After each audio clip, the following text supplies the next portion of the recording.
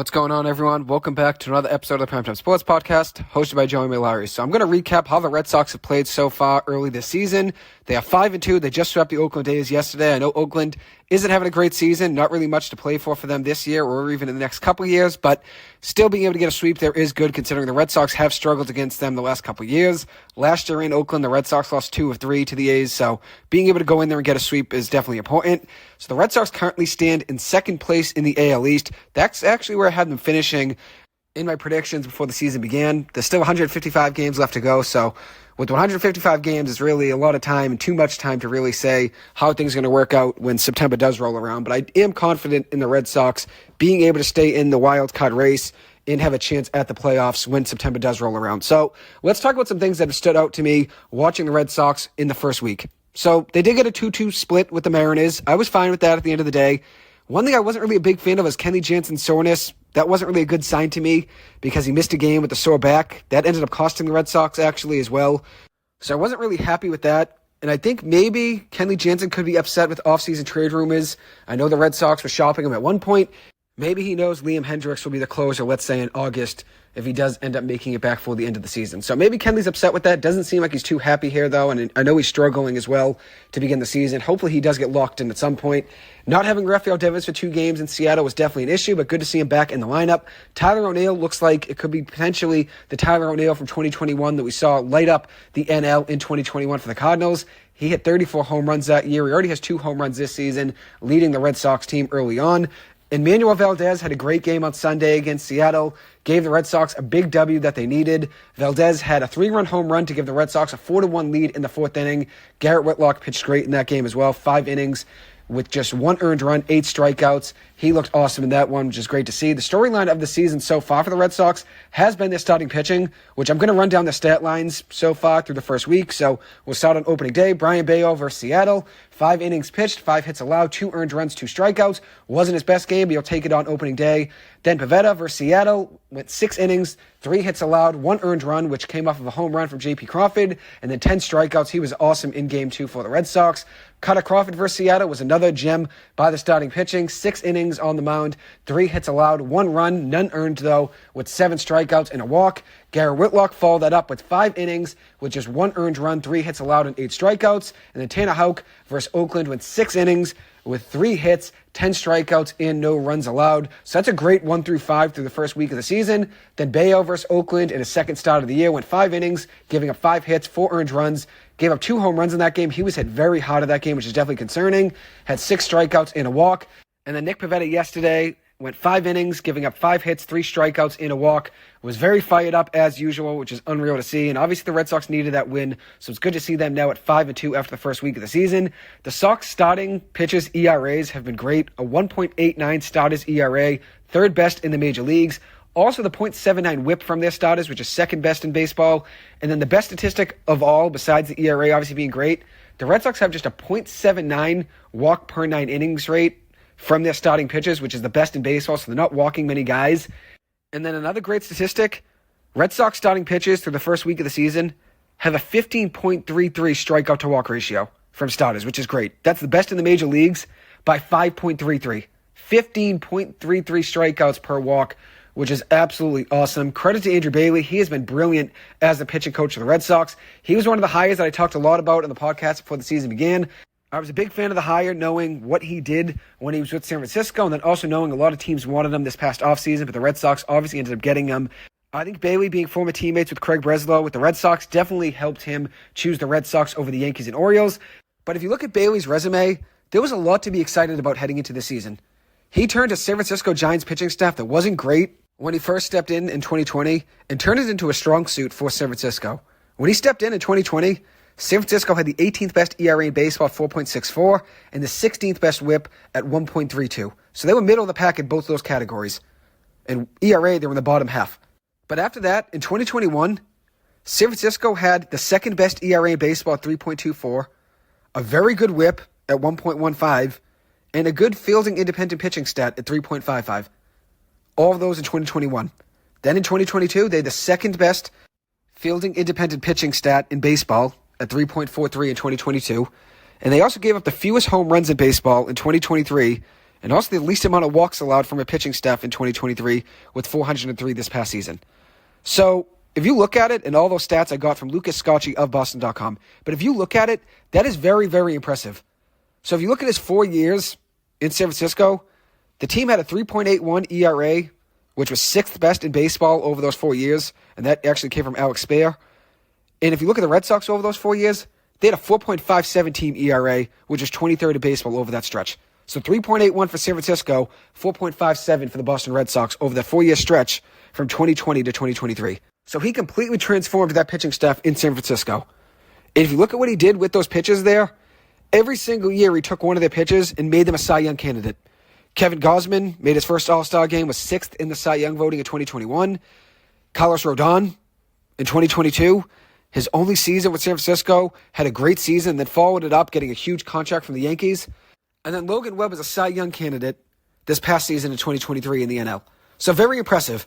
And obviously you can see all of the wonders he's worked for the Red Sox so far in just the first week of the season. A 1.89 starting pitching ERA for the Red Sox, third best in baseball through the first 7 games. That's great. So credit to Andrew Bailey. But also look at the bullpen. The bullpen's looked good as well. Besides Kenley Jansen, who has a 0 ERA, but it feels like he should have a 15 ERA when you've been watching him pitch this season. He hasn't looked great at all. Besides that, though, the bullpen's looked pretty good. A 1.03 bullpen ERA, which is second best in baseball. The bullpen also has a 10.59 strikeout per 9 inning rate, which is fifth best in baseball. Walks have been a little bit of an issue. They have 10 walks so far in the season, which is 14th in the MLB. Middle of the pack, but they definitely want to be better there. One person that's been really accounting for a lot of walks, Kenley Jansen. He has 5 of those 10 walks out of the bullpen this season. It's definitely been an issue in all 3 appearances for him, his control. And obviously the fastball has been down a little bit as well.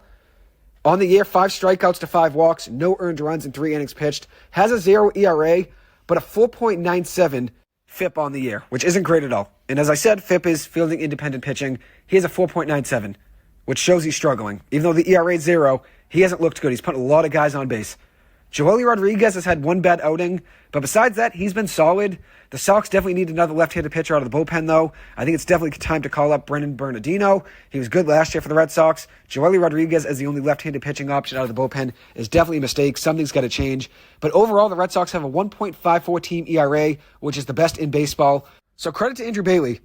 The Red Sox pitching staff was the biggest question heading into the season for this team, and everyone was criticizing the pitching. But I was optimistic about this team heading into the season because I thought Cutter Crawford would step up. I thought Tanner Houck would step up. And obviously we've seen that now. And I thought Nick Pivetta would continue the momentum he had from the second half of last season to the end of last season. And we're seeing the Red Sox pitching staff be one of the best rotations in baseball through the first week. And I know there's a lot of season left. You can't hand us a World Series, obviously. No one's won the World Series yet. It's only a week into the season. But I'm confident in this team being able to be a playoff team when October does roll around. And I know a lot of people are going to say they got to sweep over the A's and it's the A's at the end of the day, which, yes, the A's are going to struggle this season, but the Red Sox did lose 2 of 3 games at Oakland last season. So getting 3 wins in a row is huge. And I know 2 of those wins were very close games. On Monday it was a blowout. The Red Sox won that game 9-0. Jarren Duran was 3 for 5 in that game, 3 stolen bases, 2 runs scored in an RBI. He has been terrific as of late. The Sox won 5-4 on Tuesday in 11 innings. That was a very, very close game. Nail bite out all the way to the end. The Red Sox got a game-winning run from Tyler O'Neill, who grounded into a double play, ended up being the game-winning run for the Sox. Trevor Story got going that game on offense. He was 3 for 5 with 2 runs batted in and 2 doubles. And then yesterday, the Red Sox got a 1-0 gutsy win over Oakland, a pitcher's duel in that one. The Sox had 2 errors, which was a problem for them. They did hit into 4 double plays as well. So not only did they struggle heading into double plays, they struggled to turn a double play yesterday a couple times. One time being sealed into the dugout from Trevor Story, and then another time Valdez in the 9th inning had an awful throw all the way past Tristan Casas. The Red Sox definitely need to clean it up defensively. They have looked a little bit better defensively than they did last year, but that's not really saying much considering how poor they were on defense last year. But another team that really struggled defensively, Oakland. I mean, they really, really struggled. They had 5 errors a couple nights ago. A bad throw in from right field that deflected off a catcher and ended up going to the backstop. That scored another run for the Red Sox. A misplayed fly ball in center field. That was a problem. A bad flip from the first baseman to the pitcher. That was a bad play. Oakland has really struggled with errors, and obviously you see they're a young team. They're going to make a lot of mistakes, But I definitely feel bad for Mark Kotsay, their manager. It just seems like they don't really have much going for them as a franchise right now. And I obviously feel bad for the fans as well. They have an owner that doesn't really care to spend any money on their roster, which I'll get to that in just a minute.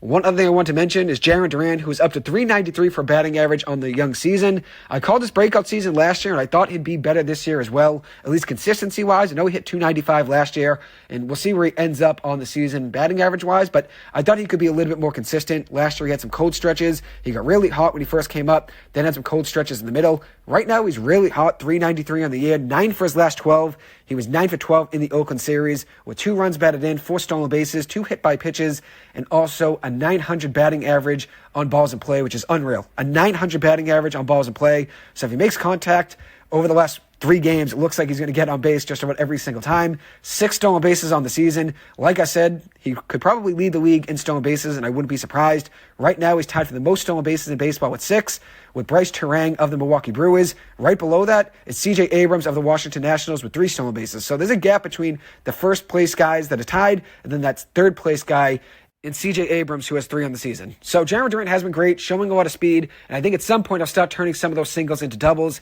He was 4 for 4 yesterday with 4 singles. At some point, those singles are going to turn into doubles, and I wouldn't be shocked if it happens sooner rather than later. He's an aggressive base runner for a reason, and I think the Red Sox have shown their athleticism early this season, which is definitely a strong suit for them. One other question I want to mention is, should we worry about Tristan Casas' struggles early this season? He's hitting .192 for batting average, a .531 OPS, just 5 for 26 on the young season. He did take a day off to let Bobby Dahlbeck play on Tuesday, which Dahlbeck really struggled heavily with strikeouts yet again. I'm rooting for Dahlbeck, but it seems every single time he steps up to the plate, it's an 0-2 count and he strikes out. As for Tristan Casas, he started last year very cold and he heated up, which I think that'll be the case again. He might start the year a little cold. He'll get into a groove, get into a routine, and he'll be looking like the Tristan Casas of last season.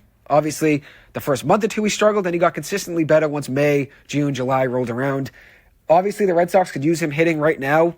Being in a close game with Oakland 2 games in a row is not something you want, but at the end of the day, I'd rather win ugly than lose. And the Red Sox, their offense, I think, will catch up and figure things out at some point. Tristan Casas definitely needs to get going, but at the end of the day, it is very early in the season. There's still 155 games left to go, so as I said, there was a lot of time to get back on track offensively.